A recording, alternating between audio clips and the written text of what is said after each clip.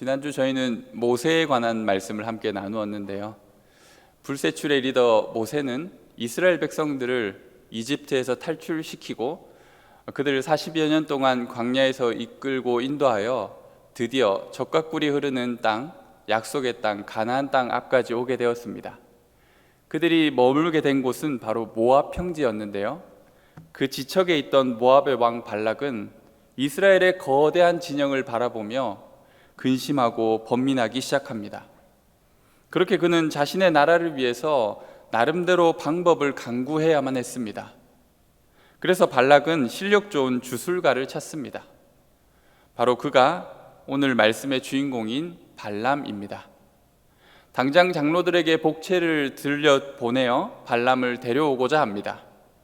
그때 발람은 하나님께 이런 말씀을 받습니다.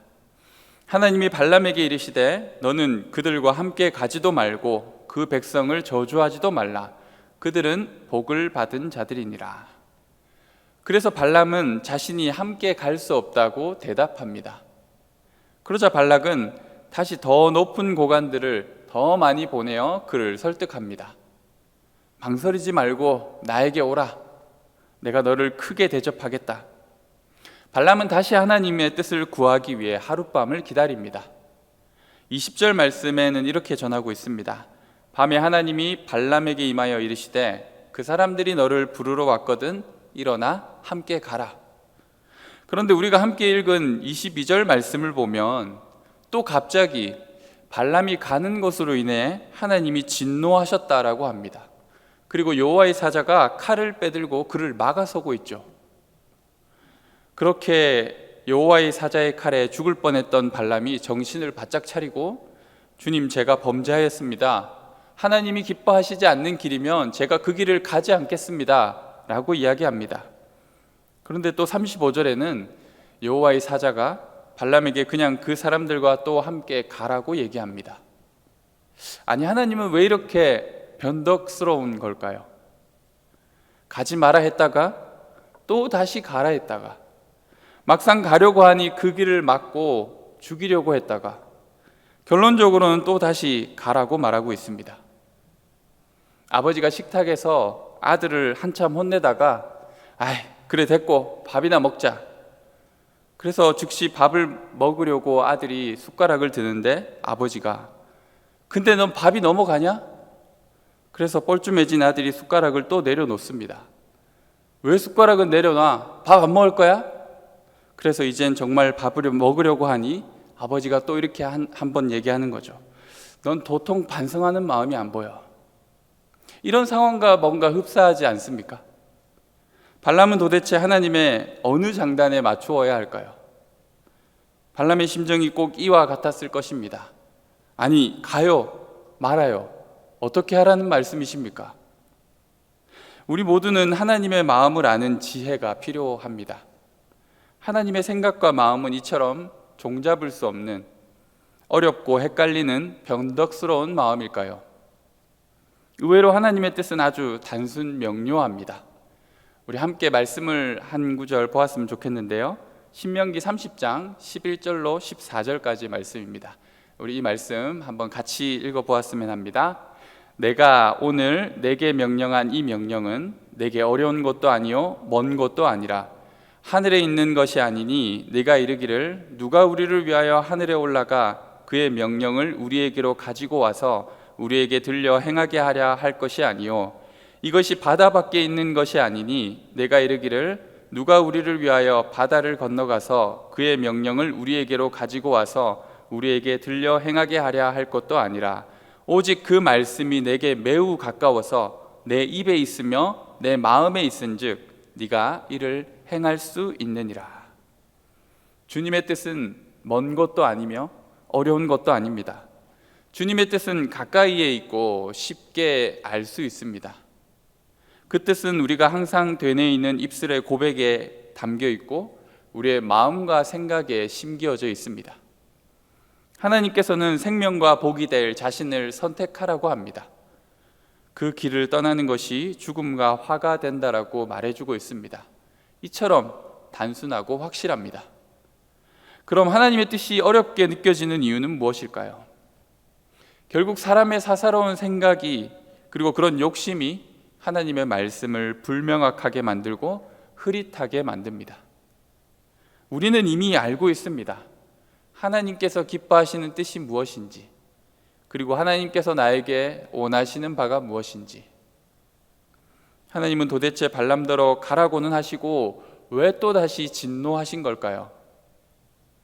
부인할 수 없는 사실 한 가지는 발람이 지금 자기 욕심에 눈이 멀어 하나님의 뜻을 어기고 잘못된 길을 선택했다라는 것이죠. 하나님께서 이스라엘과 함께 하시고 그 백성을 축복하기를 원하시는데 그들을 향한 악한 계획과 저주를 꿈꾸는 모압 왕 발락과 함께 하려는 것은 그 자체가 잘못된 길이라는 것이죠. 하나님은 그 길을 결코 기뻐할 수가 없습니다. 그리고 그러한 길을 선택하게 된 발람의 인간적 욕심을 훤히 들여다보고 계신 하나님이시죠. 어른들이 아이들이 자꾸 장난을 치고 위험한 일을 하면 여러 번 경고하게 되죠. 그러지 마, 그러다 다쳐, 조심해야 돼. 한참 꾸중을 들었음에도 불구하고 또 장난을 치다가 다치면 부모들은 보통 이렇게 말하죠. 잘한다. 아이가 이 말을 듣고 내가 잘한 걸까? 라고 생각하진 않겠죠. 발람이 기억하고 지켜야 할 말은 이미 하나님께서 명확하게 주셨습니다. 너는 그들과 함께 가지도 말고 그 백성을 저주하지도 말라. 그런데 많은 금품과 명예에 대한 욕심, 발람은 분명한 하나님의 말씀을 넘어서는 생각을 하기 시작합니다. 19절 말씀을 보시면 발람이 이렇게 말합니다. 내게 무슨 말씀을 더 하실런지 알아보리라. 그새 하나님의 마음이 바뀌진 않았을까? 그냥 가라고 할 수도 있잖아. 20절에 그래서 하나님은 그 밤에 발람이 그렇게나 듣고 싶었던 말을 해주십니다. 너 그렇게 가고 싶으면 따라가. 잘한다. 어쩌면 발람은 그렇게 정말 듣고 싶었던 말을 듣고 굉장히 기뻤을지도 모릅니다. 아싸, 가라고 했다. 아닙니다. 저는 하나님께서 기뻐하시는 뜻을 따라 그 길을 떠날 수가 없습니다. 그렇게 말해야 할 발람이 아침부터 신이 나서 행장을 꾸립니다. 발람의 생각은 이러했겠죠. 나도 가서 재물도 누리고 명예도 얻으니 좋고 하나님도 마침 나에게 가길 원하시니 누이 좋고 매부 좋구나. 하나님께서 화가 나실 수밖에 없지 않겠습니까? 어떤 집사가 유흥가에 있는 여관을 경영하면 짭짤한 수익을 얻을 수 있다는 소식을 듣고 그 일을 시작해볼까 고민하며 하나님께 기도하기 시작합니다. 그런데 아무리 기도해도 응답이 오지 않는 거예요. 그래서 목사님을 만나 이렇게 얘기합니다. 목사님, 아무리 기도해도 답이 없어요. 하나님 왜 답을 안 주실까요? 목사님을 만날 때마다 그 얘기를 하는 거예요. 목사님, 답을 안 줘요. 그런데 그 목사님께서는 그 성도의 상황을 훤히 보고 계시죠. 이미 하나님께서 안 된다고 말씀하셨다라는 것을 목사님만 알고 있는 것이죠. 하지만 여전히 그는 그렇게 해라 라는 말을 듣고 싶은 것이죠. 사람들은 그렇게 종종 자기 욕심과 의지에 하나님의 뜻을 은근슬쩍 맞추려고 합니다. 잠언 말씀을 보면 30장 5절 6절에 이렇게 말하는데요. 하나님의 말씀은 다 순전하며 하나님은 그를 의지하는 자의 방패시니라. 너는 그의 말씀에 더하지 말라. 그가 너를 책망하시겠고 너는 거짓말하는 자가 될까 두려우니라. 우리는 항상 말씀에 더하려는 유혹을 가집니다. 이렇게 말했지만 이렇게 해석할 수도 있지 않을까? 17절에 발람을 데리러 온 고관들이 너를 크게 높이고 말하는 무엇이든지 시행하겠다라고 아주 달콤한 약속을 줍니다. 그런데 대뜸 18절에 발람이 이렇게 얘기하는데요. 은금을 가득 주어도 나는 가지 않겠다. 고관들은 은금을 가득 주겠다는 말은 한 적이 없는데 발람의 무의식적인 욕심이 그의 언어 속에 나타나는 것인지도 모릅니다. 우리는 대체로 하나님의 뜻을 이미 알고 있습니다. 어느 길이 바른 길인지 어느 길이 잘못된 길인지. 그런데 끊임없이 우리가 가진 욕심과 어리석음으로 하나님을 조종하려고 하죠. 하나님, 이 정도는 괜찮죠. 저도 많이 양보한 거예요. 하지만 하나님의 말씀은 항상 분명하고 정확합니다. 좌우의 나리선 검과 같이 예리합니다. 그 어느 누구도 하나님의 뜻이 무엇인지 몰라서 죄를 저질렀다고 감히 변명할 수 없는 것이죠. 하나님은 결코 그렇게 말한 적이 없으신데 이게 하나님의 뜻이야 라고 말하며 자신이 하고 싶은 말이나 자기 주장을 하는 사람들을 보시며 하나님은 얼마나 답답해 하실까요? 하나님의 말씀은 단순합니다. 우리가 성경을 읽어보아도 그렇지 않습니까? 이해하기 어려운 말씀은 없습니다. 단지 순종하기 어려운 것이죠. 원수를 사랑하라. 얼마나 단순합니까? 여러분이 원수가 누구인지 모르겠습니까? 부연 설명도 없습니다. 그런데 그 말씀에 순종할 때 말씀의 능력을 경험하는 것입니다. 그런데 우리는 멋있는 척 이렇게 주님께 질문하곤 합니다. 주님, 그럼 우리의 원수는 누구입니까? 사랑한다는 말은 도대체 무엇을 하는 것을 말씀하십니까? 주님은 우리에게 이렇게 묻고 싶을지도 모릅니다. 진짜 그게 궁금한 거야? 아니면 순종하기 싫어서 그러는 거야? 우리는 게으르고 마음의 죄성과 욕심으로 끊임없이 말씀에 사사로운 생각을 더합니다. 그런 인간적인 술수가 불순종을 낳고 마는 것이죠. 제가 중국으로 선교를 떠나기 전 날짜는 이미 정해졌는데 그 이후로도 몇 달을 고민을 더하는 거예요. 그런데 주님께서 주신 사명이나 뜻이 뭔가 헷갈려서 그런 것이 아니었습니다. 사명은 주어졌지만 욕심 많고 어리석은 나라는 자아 안에서 수많은 인간적인 갈등이 요동치고 있었던 것이죠. 하나님께서 우리에게 대하여 무언가를 망설이거나 고민하시지는 않습니다. 단지 우리 스스로 헛된 욕심과 거짓의 함정에 빠져서 갈 길을 잃어버리는 것이죠. 주님이 주신 말씀 앞에 우리의 수많은 핑계와 변명, 불가능할 것 같다고 말하는 수만 가지의 이유들을 다 걷어내고 나면 불순종하려고 하는 자기중심적인 못난 우리의 모습을 발견하게 되는 것입니다. 눈이 어두워진 발람은 나귀보다 못한 주인이 되어버렸습니다. 발람이 길을 나서려고 자기 나귀를 탔습니다. 근데 이놈이 길을 벗어나 밭으로 들어가는 게 아닙니까? 길로 돌이키려고 하니 이제는 그 좁은 담벼락에 주인의 다리를 짓누릅니다. 발람이 화가 나서 채찍질을 3번이나 합니다. 그러자 이게 웬일입니까? 나귀가 자신을 왜 때리냐고 말을 합니다. 여러분 놀랍지 않으세요? 나귀가 말을 했는데 그 정도는 충분히 수용이 되시나 봐요. 아무튼 이 발람이 나귀의 말을 듣고 대답하죠. 화를 내며 소리칩니다. 네가 나를 거역하기 때문에 내 손에 칼이 있었으면 당장 너를 죽였을 거야. 나귀도 억울한지 이렇게 따집니다. 나는 당신이 일생 동안 탔던 그 나귀 아닙니까? 제가 언제 이렇게 주인의 말을 거스른 적이 있습니까? 그러자 발람도 대답합니다. 그런 적 없었지. 근데 왜 그래? 그 순간 하나님께서 발람의 눈을 뜨게 하시고 여호와의 사자와 그가 들고 있는 무시무시한 칼을 보게 하십니다. 이 과정을 단계별로 살펴보면 하나님이 불순종의 길 그리고 잘못된 길로 걸어가고 있는 우리들을 깨우치는 방법을 보게 되는데요. 먼저 여호와의 사자가 칼을 들고 발람 앞에 나타났습니다. 그런데 대체로 불순종하거나 자기 욕심에 눈이 먼 사람들은 그것을 깨닫지 못합니다. 나귀만이 그것을 알아보고 주인을 살리려고 그 칼을 피해 도망갑니다.